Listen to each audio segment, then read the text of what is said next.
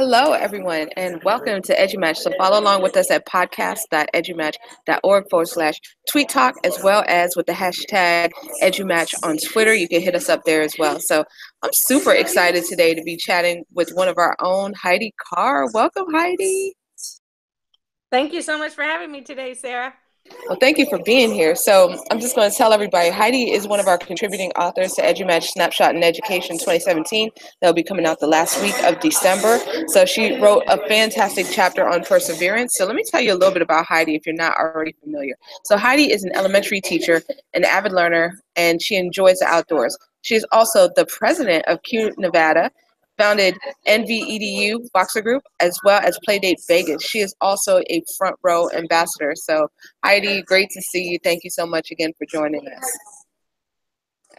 Thank you so much for having me today. Oh, always a pleasure to have you on here. So, question for you. What's your background and who or what inspired you to go into education? Well, I grew up in a small town in northern Nevada near Lake Tahoe, and my third grade teacher is the one who kind of inspired me to go into education. And as you read my chapter, you'll kind of see why she inspired me to go into education. Absolutely, absolutely. So can't wait to till everybody gets a chance to read it. I had a sneak peek, being a fly on the wall, not editing, but formatting the chapters. And I'm telling y'all right now, you don't want to miss this one. So, all right. So another question for you. So you've been leading a lot of book studies on Voxer lately, like all ever since the summer, maybe even before that. I've seen you. Like you've been on fire, like book study after book study after book study. So, what have been your takeaways from those experiences? It's nice to be able to collaborate with other educators throughout the U.S. as well as Canada. I've had a few from Canada join us to see other people's perspectives as I am reading these books. We've been able to have a few of the authors join us, so it's nice to get their perception on the book and hear ideas and be able to learn and grow with other educators besides myself is a wonderful asset to Voxer. Totally. And I've been learning so much from participating in these discussions. So thank you so much for everything that you do. You're very So, welcome. oh, yeah, yeah. So you're a contributing author in the upcoming EduSnap 17. So what can people expect to read about in your chapter? One of the things they're going to be able to expect to realize the stereotypes that we put on our learners and how that stays with us forever, and that we need to allow our learners to be themselves and don't stigmatize them and say, well, because of this disability or because you've always been labeled the bad kid, that you're not able to turn around or your light will never shine, that you may be ignorant or dumb for the rest of your life. I think that's important that we allow students to persevere and let their light shine at any given moment. Yeah, that's so true. Definitely embracing the entire child, and just like not holding them to like labels and having assumptions about them. I totally feel you on that. That speaks so much to to what we need to do for each other as human beings, even. Yeah, totally, Yes. totally. So you, my friend, are the queen of connectedness. So tell us about your own journey in connecting with other educators and what kinds of lessons have you learned along the way? Connecting with others is a passion that I have. It's amazing to be able to connect with like-minded people as well as people that may not think the way you see things. Their perceptions may be different, and that has allowed me to grow and blossom not only as an individual, but as an educator as well. We never know what one is going through until we connect, we talk to them, and we open up those path lines of learning and helping each other out. Um, Connecting for me, I've been able to meet you and a whole bunch of other phenomenal educators throughout the world. And when we need to be inspired or lifted or collaborate to get another perception on something, we're able to do that in a non-judgmental way. And our walls are able to come down to continue to push us to be better humans as well as educators. Totally, and I've learned so much from you. So I'm very, very grateful to have you as a friend and learning and growing with you. So absolutely.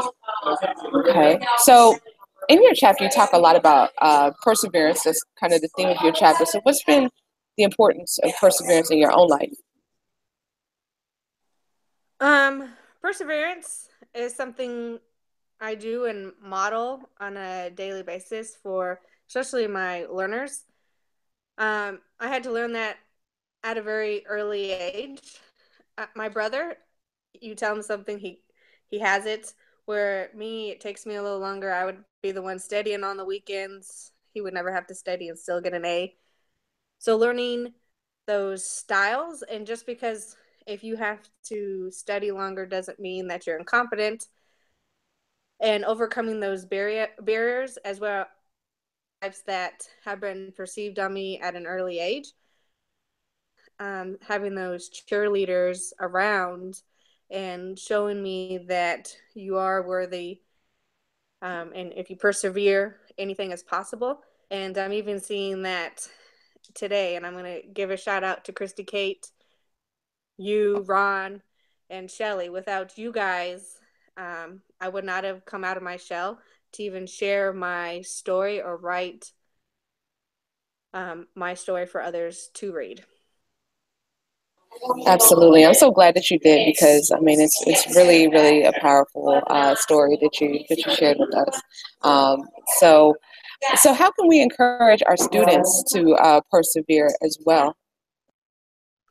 I think it's important. One, we have to model it. You can't. I believe you got to practice what you preach, and yes, it can be hard to do. And we got to figure out truly shine in to show them, hey, here you go. It's all right if you fail. And I think having those courageous conversations within your classroom and making failure okay. I always use the example in my class that we don't start walking automatically. We got to learn to walk. We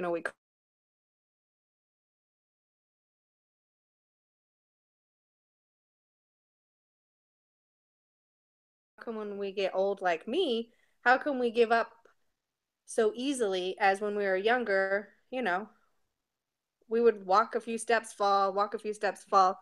And that's perseverance is important even at my age and younger.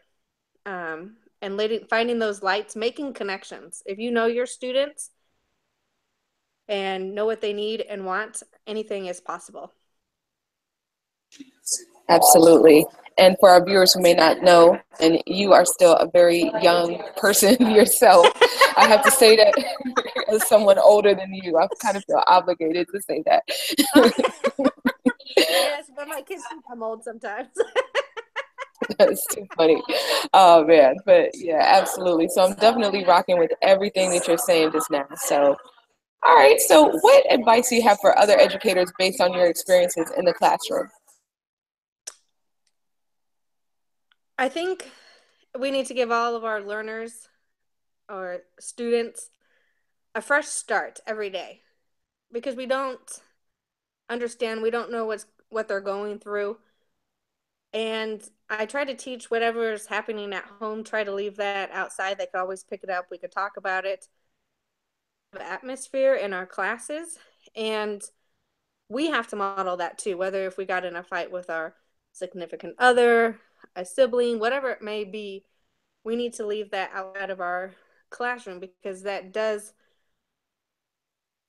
impact our students. And sometimes we say things that we may not wanted to, or it came out the wrong way. So we really got to be mindful of what we say and how we say it to our learners. Yeah, totally, totally. I feel you on that. Definitely, coming in, and I love that, starting with a fresh slate every day, and that's definitely a great tip to share, as well as your other comments. So thank you so much for taking the time out today to chat with us. So before we go, how can people get in touch with you online if they want to connect and find out more about you and about your chapter and everything that you do? You could connect with me on Twitter or Voxer at Carr, that is CARR_8. And I'm available and we'll get back to you with as fast as I can. All right, sweet. That is awesome. So thank you again, Heidi. It was great chatting with you as always. So for our viewers, stay tuned because our bonanza continues. Shout out to Rochelle, who is just interacting on the YouTube live page. She's going to be coming up tonight at 7 p.m. Eastern. And then at 8 p.m., we're going to have Peg, who will be joining us as well. So we'll be at the same casts with an S, edumatch.org/tweet talk. So join us, and can't wait to see y'all there. Have a great one. You too. Thank you. All right, thank you.